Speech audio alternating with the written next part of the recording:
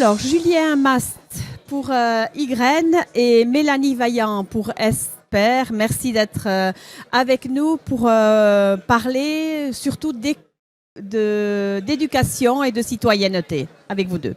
On va commencer avec vous, Julien. Peut-être pour nous présenter un peu le réseau Ygraine. Oui, avec plaisir. Du coup, Ygraine, c'est un mouvement d'éducation populaire qui a été créé il y a 18 ans et qui essaye d'amener en France le référentiel éducatif des Nations Unies qui s'appelle l'éducation à la citoyenneté mondiale. C'est un référentiel du coup qui a été construit par les différents pays pour essayer d'amener à construire un monde en paix et en coopération. Et du coup, aujourd'hui, on voit bien que malheureusement, l'éducation comme elle a été créée à une autre période, elle amène pas forcément à ce que demain on coopère ou même qu'aujourd'hui on coopère. Du coup, des pédagogues, des gens ont réfléchi à comment on pouvait faire évoluer ce référentiel. Ça s'appelle le Global Education au niveau international et nous, Ygraine, on est le réseau français qui le développe en France. Donc vous êtes répartis sur toute la France avec... Non, pas sur toute la France, on est sur 8 régions françaises, métropolitaines uniquement et on a une centaine de salariés approximativement. D'accord. Et vous intervenez auprès d'associations, auprès du public plutôt adulte, plutôt des jeunes? Nous, on fait le pari que l'éducation, c'est tout au long de la vie. C'est sûr. Et du coup, on intervient à peu près à tous les âges, mais en fait, on travaille quand même principalement sur, on va dire, 15-35. Voilà, cette passage à l'affirmation, ce passage au moment où on s'engage individuellement, on construit ses valeurs et on va faire ses premières expériences. Et c'est plutôt là où l'éducation populaire, en tout cas, sur ces sujets-là, peut avoir un impact assez important. J'aimais bien l'éducation, ça s'apprend tous les jours en faisant. Voilà aussi. En tout cas, c'est le pari que l'éducation populaire a fait depuis son origine et je crois que c'est toujours d'actualité. Permet d'apprendre en faisant. Alors, on est aussi avec Mélanie Vaillant. Alors, vous allez nous présenter Esper. Oui, l'Esper, ça veut dire l'économie sociale partenaire de l'école de la République. C'est une association nationale qui est située à Paris, qui regroupe 41 structures de l'ESS. Sa mission, c'est de sensibiliser à et par l'ESS. La cible prioritaire, c'est les scolaires. Et donc, on est le premier acteur de sensibilisation à l'ESS en milieu scolaire. On a signé une convention cadre avec le ministère de l'Éducation nationale en 2013 et cette convention est déclinée sur le territoire, notamment en Nouvelle-Aquitaine. La convention a été renouvelée, signée sur la région académique, donc avec les 3 rectorats Bordeaux, Limoges, Poitiers au mois de mars dernier. Et donc on intervient directement en milieu scolaire, essentiellement. Donc moi, je suis correspondante académique, c'est-à-dire que l'Esper est installée à Paris, compte assez peu de salariés, 3, bientôt 4, mais elle fonctionne avec un réseau de correspondants territoriaux sur tout le territoire métropolitain et sur l'outre-mer. Et donc, on intervient auprès des enseignants, auprès des scolaires qui veulent être sensibilisés à l'ESS et voire même qui veulent développer des projets en économie sociale et solidaire qui veulent aller jusqu'à la création d'une structure, notamment avec le projet Mon ESS à l'école. Et vous intervenez essentiellement dans les classes primaires? Non, on peut intervenir en primaire, mais c'est pas notre cible prioritaire. On intervient surtout en collège, en lycée, un peu dans le supérieur. Si je prends l'exemple de Niort, par exemple, on a un projet au collège Jean Zay de Niort avec une enseignante qui porte un projet avec des élèves d'Ulysse. Ils ont choisi, donc il n'y a aucune obligation. En fait, il faut vraiment que ça parte des élèves, ça parte de l'identification d'un besoin d'utilité sociale. Et donc, au collège Jean Zay, les élèves ont choisi de recycler le papier. Et on doit faire partout normalement, voilà. Ça. Donc ils refabriquent du papier et qu'est-ce qu'on en fait avec ça? Ils créent des cartes à planter, donc ils sont encore dans la phase expérimentale. Voilà, cartes à planter. Les cartes à planter, donc ils insèrent dans le papier qu'ils fabriquent, ils insèrent des graines. Voilà. On a un autre établissement qui était présent hier sur le forum, qui est très impliqué depuis très longtemps en ESS. C'est le collège Marcel Pagnol qui est à Tonnay-Boutonne. en Charente-Maritime. Ils ont créé 3 structures parce qu'ils sont, ils sont impliqués en ESS depuis plusieurs années. Ils ont une structure qui protège la biodiversité, Marcel Protège, une structure qui vise au recyclage, donc Marcel Recycle. Et l'an dernier, ils ont fait émerger une troisième structure, Marcel Habille. Ils ont créé à l'intérieur du collège leur boutique solidaire.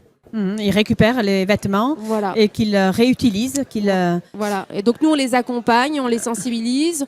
On peut aller en établissement, notamment avec les animateurs territoriaux de la CRES Nouvelle-Aquitaine, faire des actions en général assez ludiques pour sensibiliser les élèves, forcément. mais aussi forcément les enseignants. Et j'ai envie de dire tous les personnels des établissements scolaires, parce que l'ESS, c'est pas que pour les élèves ou les enseignants. Alors, on a eu des exemples très concrets d'ESPER. Est-ce qu'on peut avoir un peu quelque chose aussi, comme ça, de concret, de projets concrets que vous avez mené avec Ygraine ? Ouais, aujourd'hui, là, sur le forum de l'ESS, on présente notamment un projet qui a été monté avec la région Nouvelle-Aquitaine, avec la CRES Nouvelle-Aquitaine et avec la Charte ESS, qui s'appelle Connect ESS. Aujourd'hui, on a un vrai sujet, c'est que l'ESS est encore malheureusement peu connu. Et du coup, notre objectif, c'était de se dire où est-ce que sont les jeunes aujourd'hui et comment on peut arriver à aller vers des nouveaux médias qui sont utilisés par les jeunes. Du coup, on a fait une expérimentation d'aller vers un média qui est très peu utilisé par l'ESS, qui s'appelle TikTok. Voilà, du coup, ça peut faire rigoler, mais c'est de se dire, en fait, les jeunes sont souvent sur cet espace-là. Et du coup, nous, on va faire des vidéos de dialogue sur TikTok entre des gens qui sont dans l'économie sociale et solidaire et des jeunes. L'objectif, c'est de montrer pour des gens qui sont déjà investis, qui s'engagent dans leur vie quotidienne dans l'ESS, en fait, comment ça résonne entre soit mes rêves, soit mes combats que j'ai personnels, et comment je peux les incarner dans mon travail au quotidien. Et du coup, ça, c'est des vidéos qui inspirent. Et de l'autre côté, c'est aussi pour que les jeunes nous disent, eux, qu'est-ce qu'ils aimeraient voir changer et quels seraient les rêves qu'ils aimeraient pouvoir atteindre par leur vie professionnelle notamment. Et donc là, vous parlez aussi d'intervention auprès d'adolescents avec TikTok. Ouais.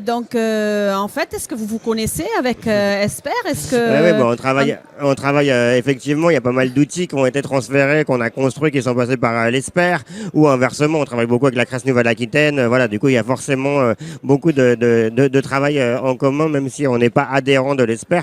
Mais j'étais là le jour de la convention en 2013, j'étais autour de la table.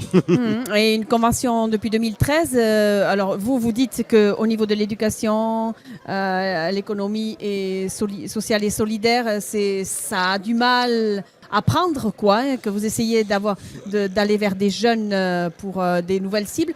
Vous, au niveau des écoles, est-ce que la demande elle est de plus en plus importante ? Est-ce que vous sentez qu'il y a de l'impact sur le territoire au niveau de l'éducation nationale ? Ça prend ? Ça dépend des territoires. Je dois dire qu'ici en Nouvelle-Aquitaine, on a de la chance parce que justement, on a pu renouveler en mars dernier la convention, l'élargir aux 3 rectorats, et puis on a pu intégrer à la convention la région Nouvelle-Aquitaine, donc qui est très impliquée également en ESS. Après, les chiffres sont assez stables. Il y a beaucoup d'enseignants qui s'intéressent. Le souci, en tant qu'enseignante, c'est que les enseignants ont déjà beaucoup de choses à faire. On n'a pas le temps. Et puis, ça leur fait peur. Alors, nous, comme on leur dit, c'est un accompagnement gratuit. Il n'y a aucune pression. Il y a des outils. Il y a des outils, notamment sur le site de l'ESPER. Il y a un onglet qui s'appelle Ressources ESS avec tout un tas de ressources pédagogiques. Donc, nous, on est là pour les accompagner. Il n'y a pas d'obligation de réussite. Ce qu'on veut, c'est essayer de sensibiliser un maximum à l'économie sociale et solidaire. Mais on ne peut pas dire qu'il y ait non plus une explosion des chiffres. Et de votre côté, pour Ygraine, vous avez aussi des outils d'éducation populaire, mais aussi d'éducation à l'économie sociale et solidaire. Oui. Des outils qu'on peut retrouver aussi Alors nous, on n'a pas spécialement d'outils, on en a. Il y en a sur notre site internet, vous pouvez en trouver. Quelques vidéos. Il y a beaucoup de vidéos, mais nous, en fait, on pense surtout que pour arriver à mettre en place une transition juste, il va falloir développer un nouveau métier qui s'appelle l'éducateur à la citoyenneté mondiale. Du coup, nous, on est persuadés en fait que c'est un vrai métier d'accompagner la transition, que face à tous les enjeux qu'on a aujourd'hui, que ce soit les montées des extrêmes, que ce soit les problématiques économiques, que ce soit les problématiques, il va falloir des gens pour accompagner ça. Tout seul, si on est isolé, on n'arrivera pas face au combat qui nous arrive. arrive. Voilà. Et du coup, pour nous, il faut reterritorialiser l'éducation populaire. Il faut rentrer dans les écoles et faire tout ça et accompagner tout au long de la vie et les personnes là où elles sont. Du coup, oui, on a des outils, mais l'outil, s'il n'est pas accompagné par des gens qui sont en capacité de l'animer, qui sont en capacité de comprendre ce qu'il raconte, un outil, ça reste, c'est comme si vous avez un marteau, mais que vous savez pas quoi en faire, quoi. Voilà. Du coup, il faut vraiment des gens à côté. On a des professeurs dans le cadre scolaire et il faut des éducateurs avec une vision qui sont emmenés vers un projet politique. Et ça, pour nous, c'est l'éducation à la citoyenneté mondiale. En tout cas, merci d'avoir participé à cette table ronde. Vous vouliez juste rajouter quelque chose? Je ne veux pas vous en priver. J'étais totalement d'accord avec Voilà. ce que venait de dire Julien. Les enseignants en milieu scolaire ont besoin d'être aussi rassurés par des professionnels et être accompagnés. Et j'espère qu'ils seront entendus. Merci, Merci à bientôt. à vous. Merci à vous, au revoir. Au revoir.